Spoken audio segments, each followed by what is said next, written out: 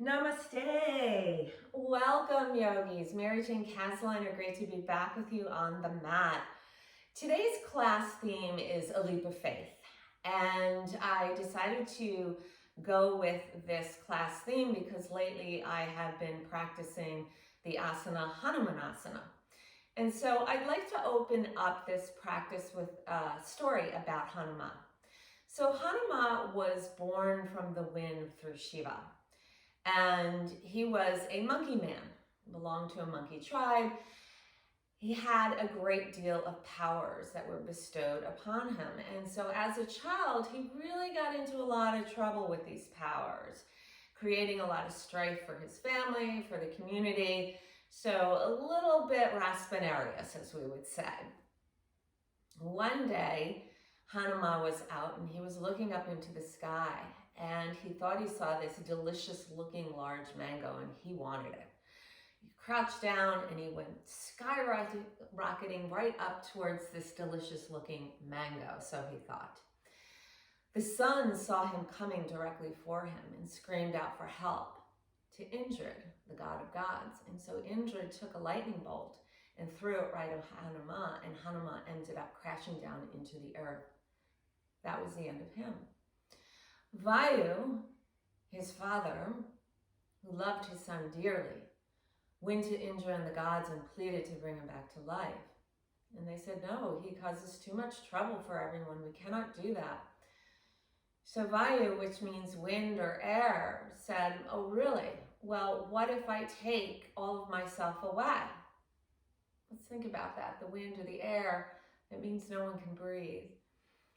So it didn't take very long for Indra and the gods to acquiesce and say, okay, we'll bring Hanuman back, but there's a stipulation.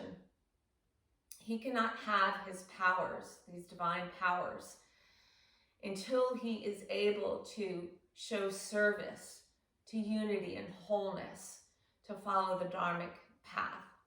Then, and only then, will he be able to tap into these divine powers. So Vayu agreed, and there went Hanuman back out into the world. Until one day Hanuman met up with Sita and Ram. And Sita and Ram were exiled. That's a whole other story. And immediately Hanuman came down onto his knees and was in complete devotion to Sita and Ram. And in the stories then, Sita and Ram represents unity and wholeness, the highest path. And so unbeknownst to Hanuman, his divine powers came back to him. And he found at one point, while serving Sita and Ram, that they had separated due to evil. And so Hanuman had to go and rescue Sita. And he really wasn't sure if he was going to be able to do this. He had to essentially get from India to Lanka, which is very, very far. And so he crouched down. And as he was crouching down with all of that devotion, he realized just then that he had these divine powers within. And so during that crouch and that kneeling, he took off and he leaped from India to Lanka. And so when we come into the pose Hanumanasana, it is really a pose of devotion, right? The devotion to wholeness and unity, the highest path, the Dharma. And many times the mind gets in the way, right? The lower mind or the ego self, the ahamkara is, like, hey, I gotta get deeper, I gotta get all the way into this pose. So you're pushing your hamstrings, you're pushing your psoas because you just wanna get fully into this pose. But what we need to realize is that we're already in a state of devotion when we are taking this leap of faith into Hanumanasana pose. So it doesn't matter how high you are in the pose or how low, you're still in a state of devotion. And so the chant goes for this story, Hanuma bola, Sita Sita Ram, Jaya, Jai Hanuman. So we can take that chant and we can bring it in and think of it as devotion.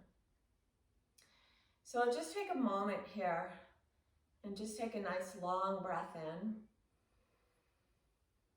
and then ease the breath back out. And we'll draw the prayer hands over the heart space, Anahata chakra. And we'll open the practice with the sound of Om, a devotion to unity and to wholeness, Sita and Ram. Deep breath in.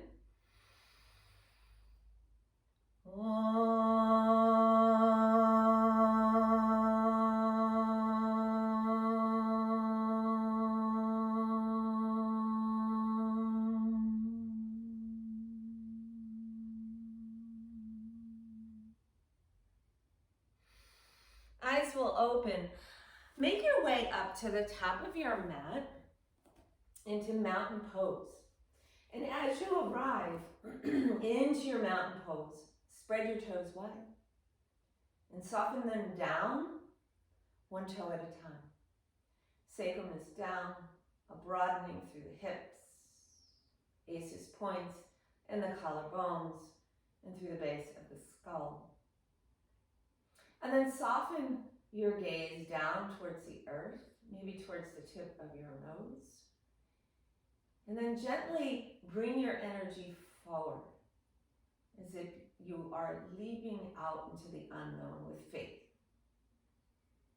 And then gently bring your energy back towards your heels, remembering where you've been, what you have learned, and your experiences. And then sweep the energy, gentle lean towards the left, all of your blessings, and have gratitude for them. And then gentle lean towards the right, knowing that you are connected to all of humanity. And then gently bring the energy back to the center and draw the prayer over the heart space, Anahata chakra. And as you bring the energy to the center, there's a long line from the earth towards the dome of heaven. An energy of ascension.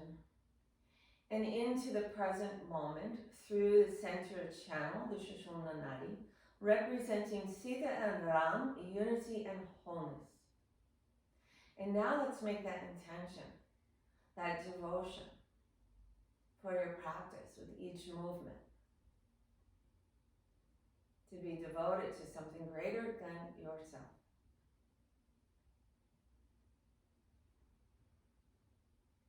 Inhale, prayer hands up, Urdhva.